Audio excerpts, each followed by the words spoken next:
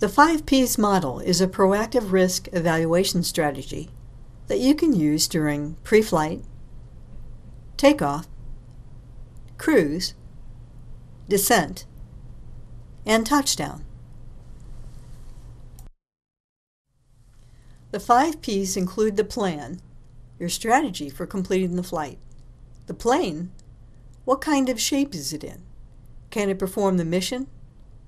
The pilot, how do you meet the I'm safe checklist? How well are you trained? How current are you?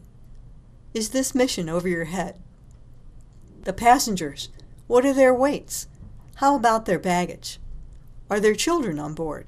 Can you control them? Programming, are the avionics set to go? Are you current on the avionics? Can you fly the plane first, navigate second, then communicate, all effectively? The 5Ps are based on the idea that the pilots have essentially 5 variables that impact their environment. These 5 variables can lead the pilot into critical decisions, creating a critical outcome. By reviewing these variables as the flight progresses, the pilot can stay ahead of situations that may lead to an undesirable outcome. A pilot's capabilities can be greatly affected by items on the I'm safe checklist. What are the hazards of flying with an illness, under medication, under stress, while influenced by alcohol, while fatigued, or during an abnormal emotional state? Let's take a closer look at each of these. When a pilot decides to fly while ill, he or she can be physically or mentally impaired during the flight. Waves of discomfort from an upset stomach or throbbing from a migraine headache can have pilots making poor decisions through impaired concentration or just plain get-there-itis. Injuries fall into this arena as well. For example, try landing in a crosswind with a cast on your foot or even just a sprained ankle. Medication, whether over-the-counter, prescribed, or the illicit type, has the potential of dulling your senses and reaction time in varying degrees all the way to complete incapacitation. The types of drugs, various dosages, and the physical condition of the patient have much to do with the effect on the concentration of the pilot. Maneuvering during an approach and landing requires alertness, which can be dulled by medication. Stress is the internal tension a person feels from stimulation such as arguments, overcrowded calendars, anticipation of upcoming events, and a variety of other situations. It can also come up during a flight from unexpected events such as equipment malfunctions, changes in weather, or ATC routing. Stress can be more than just a mental distraction. It can have physical effects on a person as well. It can lead to heart palpitations, increased blood pressure, headaches, rapid breathing, muscle cramps, or heartburn. An instrument approach is a poor time to have the distractions of stress. Your mental focus becomes weak, and you often find yourself behind the airplane. Lowering risk means making the decision to go to another airport where there's better weather and runway alignment to handle your condition. It should go without saying that alcohol and flying don't mix. Use of alcohol is similar to the effects of medication.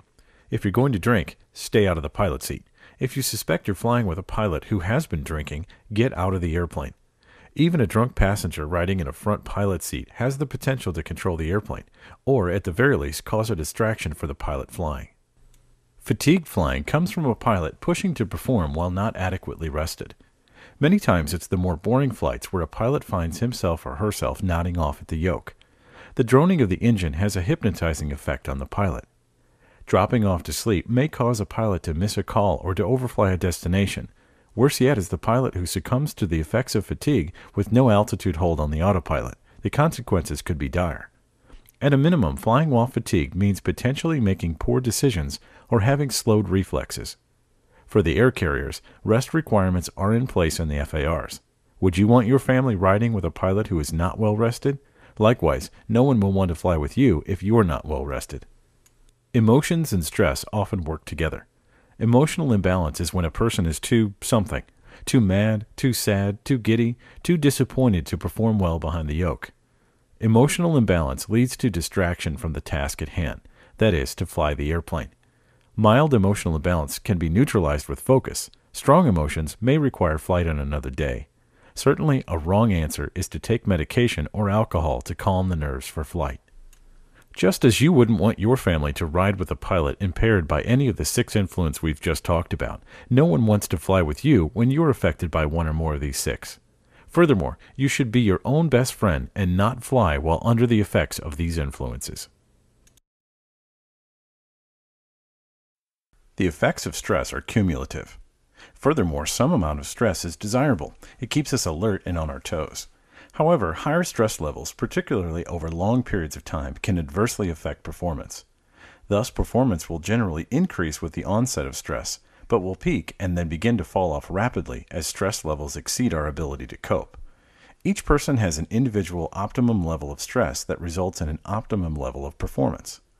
As individual arousal stress increases from low to moderate, performance increases. As stress increases from moderate to high, performance decreases. At the low end, we experience boredom, complacency, and are generally fat, dumb, and happy. At the high end, the increase in stress causes the brain to dump a bunch of adrenaline into our system. In ancient times, this was useful to initiate our fight or flight reaction to a high-stress situation. The adrenaline opens up the floodgates and allows great quantities of information into our brain. Unfortunately, we are unable to process that information effectively, and it leads to confusion, panic, and tunnel vision. Each of us has a curve that defines what is low, moderate, or high for us. Experience, level of proficiency, and training all play an important part in this. Let's take an in-depth look at the 5 Ps model. Since this lesson is on maneuvering approaches and landings, we'll bypass the chart's first 3 phases and use a scenario to emphasize the 5P process. During your pre-flight, you plan for a descent from the north toward the destination. Has that changed now that you're nearing the descent point? By this time, you would have listened to the weather and decided which approach you're going to use. You had planned on a visual approach backed up by the ILS, and for our example, that still sounds valid. Nonetheless, many factors can make us execute the missed approach procedure, so you're planning one. You check the airport diagram to see which taxiways are most likely to help you off the runway. This airport can get busy with biz jets this time of evening. During the descent, you have found time to run the checklist and check the engine and instrument gauges. You have tuned and identified the frequencies. You've even noted the time from the final approach fix to the missed approach point should you lose the ILS glide slope. You've noted that the tachometer has quit working and is at 0. Engine sounds fine, plenty of fuel. As far as you're concerned, you're a little tired, and the broken tach stresses you a bit, until you think it through and determine it's not a major factor for a Cessna 172RG. You are descending through the clouds as it turns dusk. Are you current for night? Of course you are.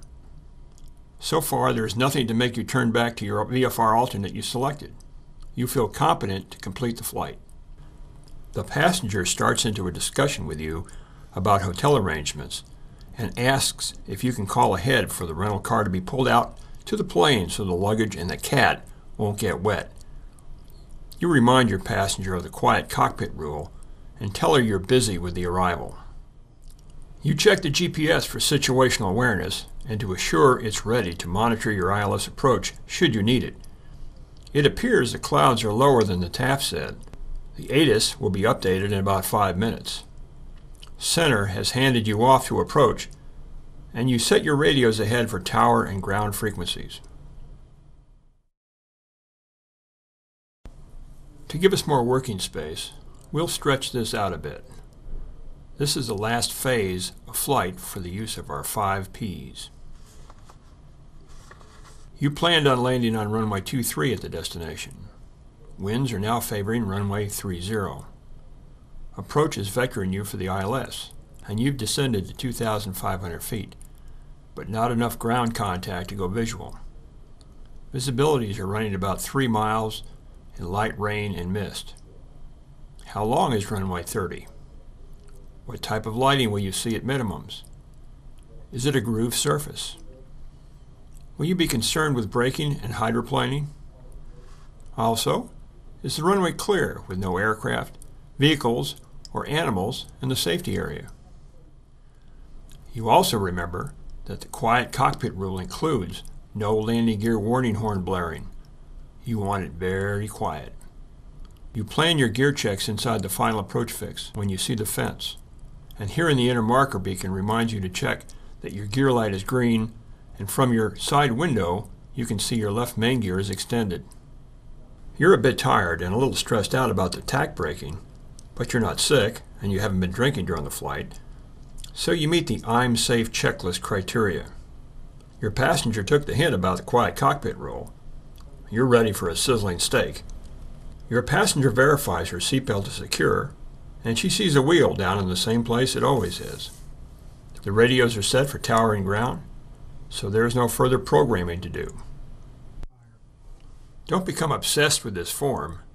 Just jot the 5 P's down on a card and review them, like your checklist. As pilots, we are constantly and subconsciously perceiving and processing information and performing tasks, whether normal or abnormal. We can also choose to perceive, process, and perform selectively as part of a planning process. We know runways get icy in the northern states in the wintertime. Often there are snowbanks near active runways or taxiways. We know that a computer weather report may not give us all the information about runway conditions. As we process this, we conclude that a call to the airport manager is the best way to determine whether the condition of the runway matches our skill level for landing. As we fly, pilots subconsciously go through the method of perceive, process, and perform, what we call the 3 Ps. We are constantly taking in information through our senses to define our situation. Our accurate perception of our situation is deemed good situational awareness. During an abnormal situation, you perceive you have a problem. For example, during an approach, you may perceive from ATIS and your own eyes that the minimums are lower than forecast. Next, you process that information as you seek a solution leading to a successful outcome of the approach. Processing that information may lead you to a solution below your personal minimums or outside of your margin of safety. As you continue to process, it becomes apparent that you can only meet your own personal minimums at another airport. Naturally, your car isn't parked at that airport, it's at the first one. So be it. You know better than to push the situation. Now it's time to perform an approach within your skill level at that alternate airport. Congratulations for resisting the temptation that has killed many of your fellow pilots and their passengers. Evaluating is always part of the 3P model. After we perform, we evaluate how that decision is working by starting again and perceiving the result of our first decision. Perceive, process, perform, evaluate. The 3P process is continuous. 3 Ps for decision making and 5 Ps for planning. 2 different models, but one goal, to make you a safer pilot. Let's quickly review. The 3 Ps are perceive, process, and perform. You actually do these automatically, but just like breathing, you can control the process too. Perceive, process, and perform are even done as a part of the 5P model, if you think about it. The 5 Ps are plan, plane, pilot, passengers, and programming. The plan is your strategy, the airworthiness of the airplane, the fitness of you, the pilot, the passengers, their weights, actions, and expectations, and the programming of radios and avionics on board. Each of these 5 are considered at different phases of the flight to see if changes need to be made to avoid the possibility of a calamity. Before we begin discussing the final phase accidents, let's take a look at 4 pilot error categories. Inattention, our unintentional disregard for an indication that can cause an unexpected change in our flight. Distraction, having our attention pulled away when we should be focused on our flying. Loss of situational awareness, a lack of awareness that our situation, inside or outside the cockpit, is changing. Complacency, having a lack of concern for the planning or execution of our flight. You will see these 4 elements threaded in the following discussions of maneuvers, approaches, and landings. Had this pilot planned his flight properly, he would have mentally previewed how the flight was going to go. By perceiving the slow speed and higher bank angles, he might have remembered or reviewed this chart. The greater the weight and the steeper the bank angle, the higher the stall speed. While higher airspeed is good, higher stall speed is bad. It decreases your margin of safety. This aircraft at 2,200 pounds and 0 flaps extended, with an angle of bank of only 50 degrees, has a stall speed of 57 knots. That's 9 knots higher than a no-bank stall. The point here is not to show you how this pilot stalled in a bank, but to show you a process for managing your risk. Perceiving, processing, and performing your plan for a flight can enlighten you of potential hazards of the flight.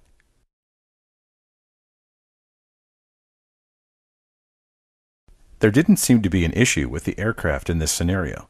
The pilot was either inexperienced or not proficient in this type of maneuvering flight and was much too eager to impress the buyer. His focus was not on flying, nor planning the flight.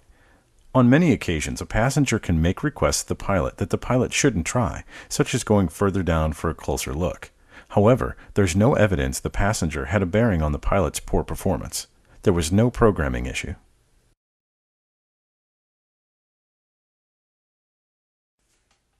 The ranch owner suffered from distraction, complacency, and a loss of situational awareness.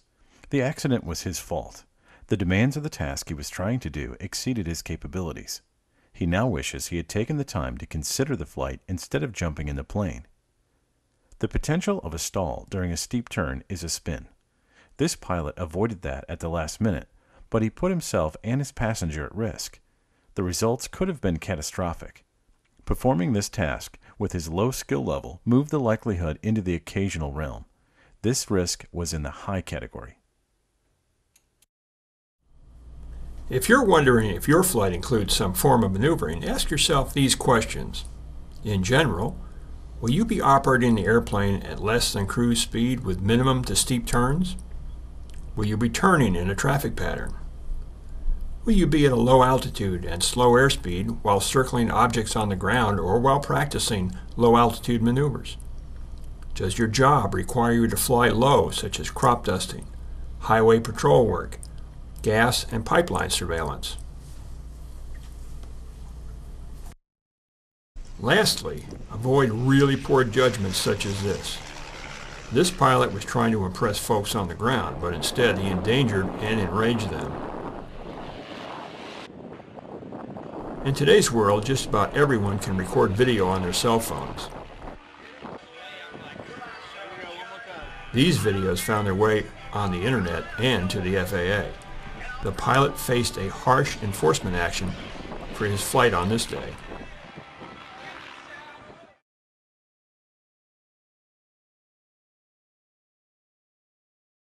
This chart shows major causal factors during a recent 5-year period. Approach accidents where the pilot inadvertently flew into terrain or an object combined for over 50%.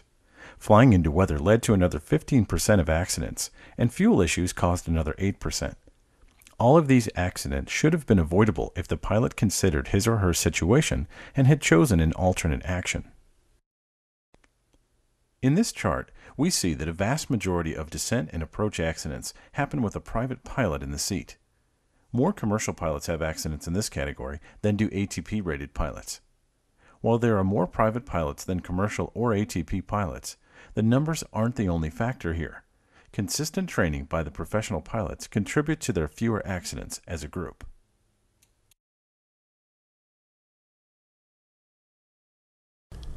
The earlier pie chart showed controlled flight into terrain accidents happened while in the airport traffic pattern. During normal traffic pattern work under VFR, pilots can often become distracted or too focused on the runway during the turn to base and the turn to final approach. Stall spin accidents most commonly occur when the airplane is banking and at a lower airspeed, not too different from the example of flying Rancher earlier. Knowing what airspeeds to use in your flight regime is another way to widen your safety margin.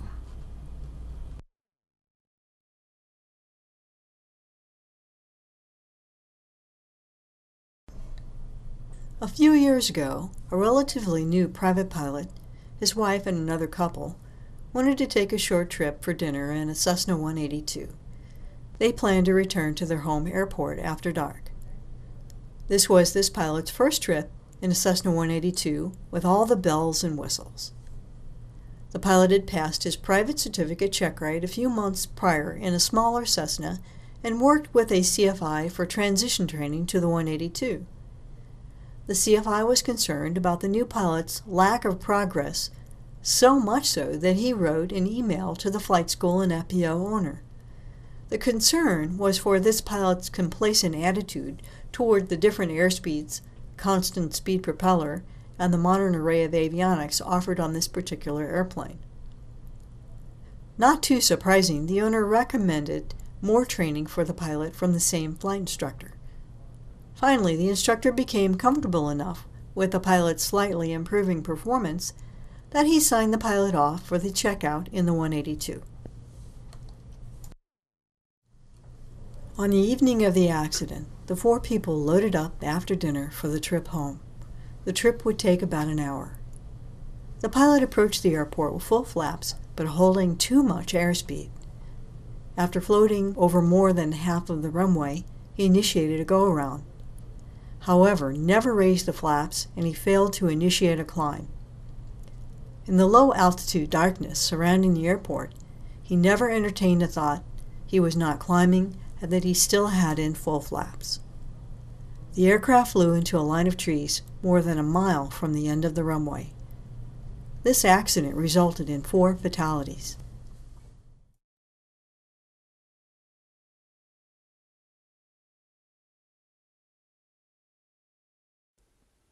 This very tragic situation involves a perfectly good airplane with a GPS with a moving map display on a calm September night.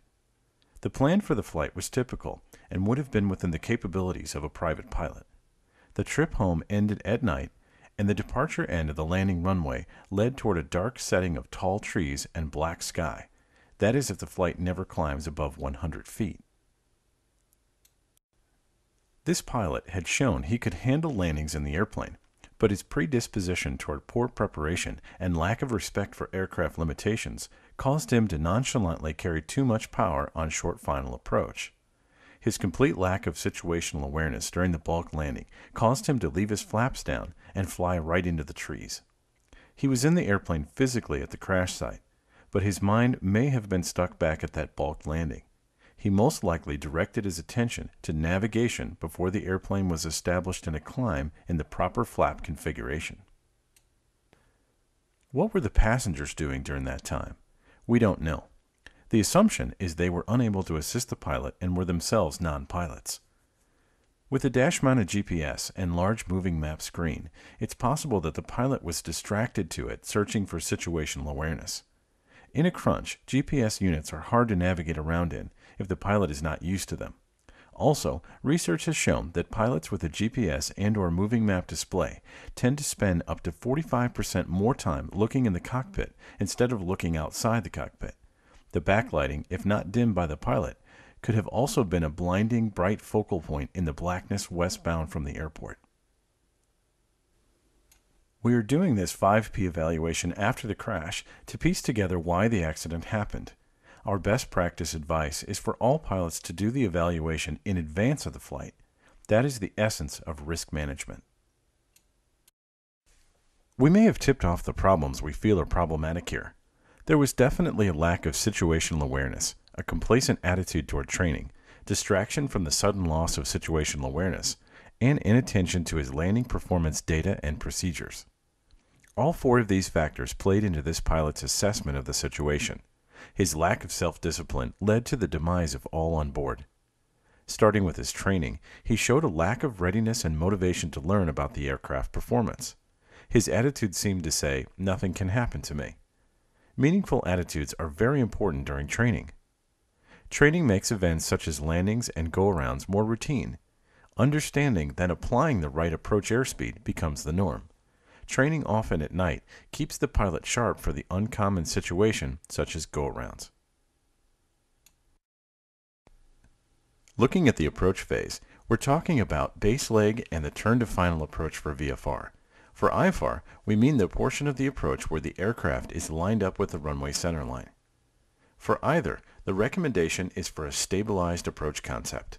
A stabilized approach is one where the pilot sets the power for a controlled and continuous descent rate while managing the airspeed with the airplane pitch. There should be very few changes so the pilot can scan for other traffic if VFR, or in the case of an instrument approach, scan his instruments. A stabilized approach means a constant angle glide path targeted at a prescribed point on the runway. Instructors teach their students to thoroughly prepare for an instrument approach. A pilot on a VFR flight should take a visual approach just as seriously. For example, this airport has intersecting runways. Your weather briefing shows good visibility, and you notice the wind is out of the southwest at 12 knots, offering a fairly tame crosswind component. Aircraft may be using either 1.8 or 2.7 or both, and there's a hefty amount of student training here.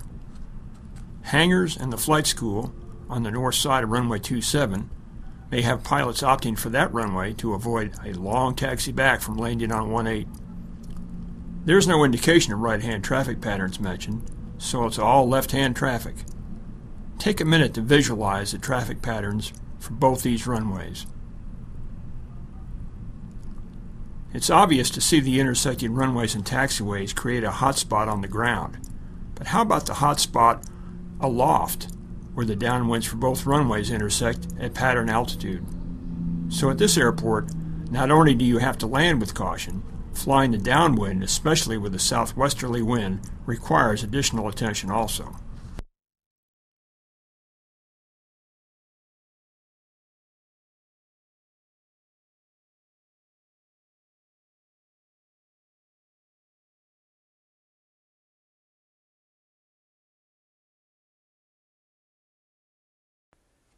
A flight instructor and his student were practicing landings in a Tecnam P2002 Sierra.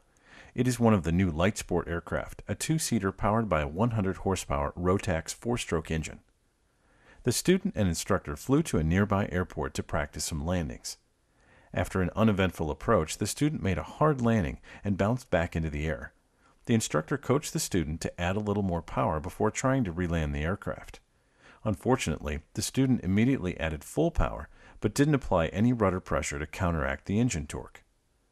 At this point in the attempted go-around, the instructor took control of the aircraft. He simultaneously applied full right rudder and pitched for a climb. The instructor later stated that he entered a left bank to avoid hitting the airport windsock. This put the airplane in a cross-controlled configuration.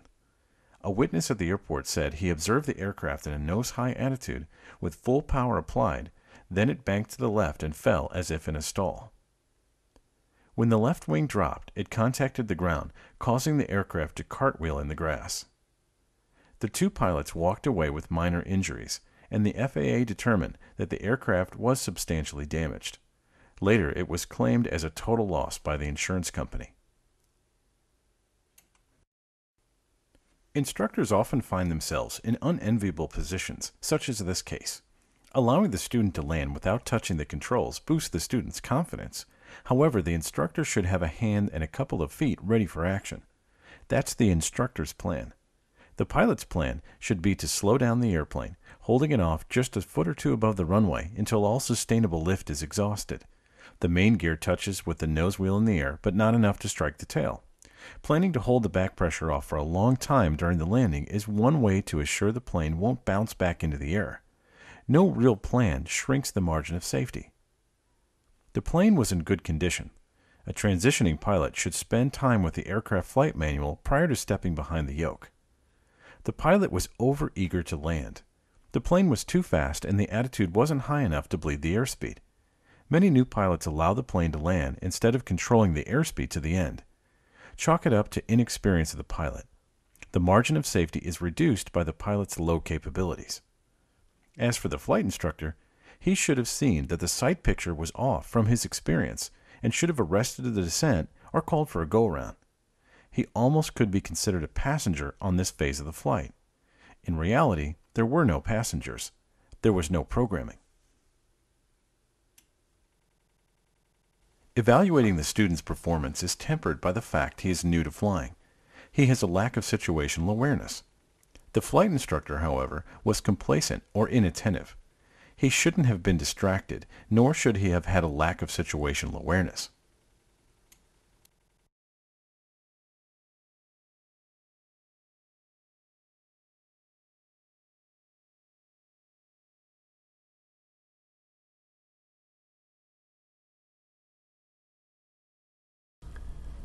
What is maneuvering? Webster Dictionary defines maneuvering as a series of changes in direction and position for a specific purpose. But that's even too broad. We remember the maneuvers we did prepping for a check ride, but for our definition of maneuvering, it's easier to say what it is not. Looking at FAA Form 8020-23, the form for accident investigation, we can see what maneuvering is not. As far as the FAA's Flight Standards Division is concerned, maneuvering is not takeoff, climb, cruise, descent, approach, or landing. It's in its own category, which includes go-arounds, aerobatic flight, agricultural aviation, buzzing, flying for a purpose other than cruise, such as aerial photography or low-level repositioning to other airports. This is a chart from 2008 showing how accidents occur during the maneuvering phase of flight. Nationwide, there were 67 total accidents while maneuvering, with 46 of those having fatalities. Maneuvering accidents have a high mortality rate. Stalling and loss of control caused 36 accidents in the U.S. Striking wires or hitting structures such as towers caused 21 accidents. 7 accidents happened during aerobatics, and pilots getting caught in a corner in the mountains and canyons caused 3 accidents. We're phrasing it that these events caused the accidents, but make no mistake, it was poor pilot decision-making that caused these accidents. What group of pilots is the biggest offender of maneuvering accidents? Overwhelmingly, it's the flights operated under Part 91, the general aviation pilots. Agricultural aviators, or ag pilots, are in the second spot at 18%, but as a group they have fewer flight hours than GA. They work in an environment where they're constantly maneuvering. On the other hand, Part 121, the major air carriers, fly in a highly structured environment with very little maneuvering, and as such, their accident rate is almost nil. More fatal accidents occur during maneuvering flight than any other phase. Maneuvering accidents account for 25% of all fatal accidents. Most maneuvers resulting in accidents are initiated at low altitudes, allowing pilots little time to recover before that sudden stop at the bottom. Maneuvering accidents equal less than half the number of the landing accidents, but are more than 6 times more fatal than landing accidents. These accidents have fatal consequences more than half the time. 2008's fatality rate during maneuvering was 69% of those accidents. That was much higher than the 15-year norm of 53% shown here. Put in other words, if you get into an accident while performing a go-around, circling a friend's house, or any other low-altitude air work, you have a greater than 50% chance of not living to tell about it. One last stat, also from 2008. 6 out of 7 accidents involving aerobatics ended in a fatality.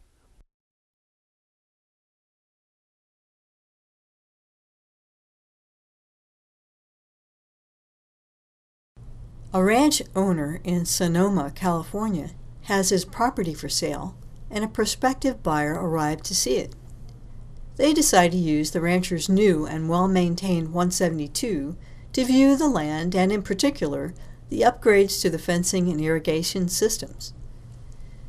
In the course of the flight, he decides to focus the buyer's attention, particularly on the fencing.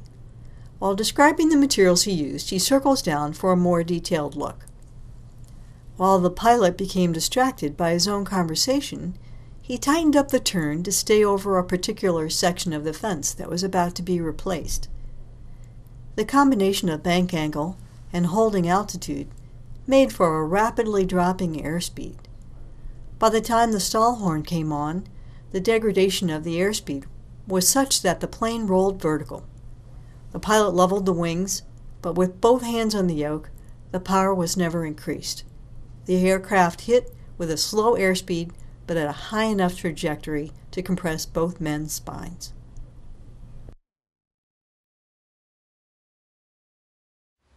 We hope that reviewing accident scenarios helps you to understand the role decision-making plays in your everyday flying. Tools such as the Risk Assessment Matrix are now used worldwide at the airline level in creating policies and procedures for operations and maintenance manuals. Airlines are working to increase the margin of safety for their pilots in every flight operation. Shouldn't we apply these concepts at the general aviation level? What is the risk of not using the checklist or overflying an AD? You have the final control over the flight.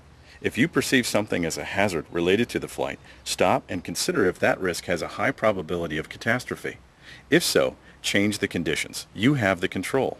Set personal minimums and stay proficient. Speaking of proficiency, let's end with an introduction to the WINGS program. The FAASTeam maintains the FAASafety.gov website, home to the WINGS Pilot Proficiency Program. The WINGS program was developed to address the most common causes of accidents, the ones that continue to plague the general aviation community. By focusing on these causes, we hope to reduce the number of accidents we see each year. It is designed to be a true proficiency program that helps improve our skills and knowledge as pilots. The WINGS Pilot Proficiency Program is built on the understanding that pilots who maintain currency and proficiency in the basics of flight will enjoy a safer flying experience. The WINGS program is based on the FAA practical test standards and is tailored to the category and class of aircraft that you wish to train in.